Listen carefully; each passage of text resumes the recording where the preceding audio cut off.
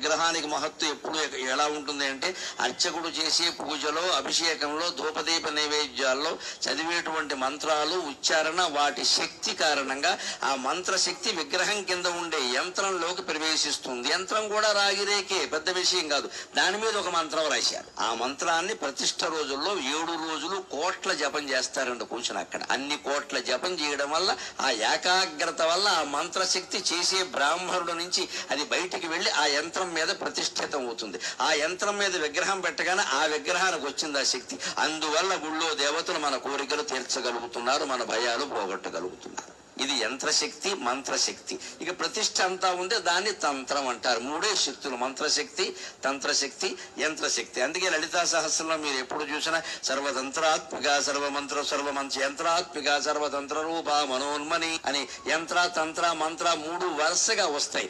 వాటి వల్ల మహిమ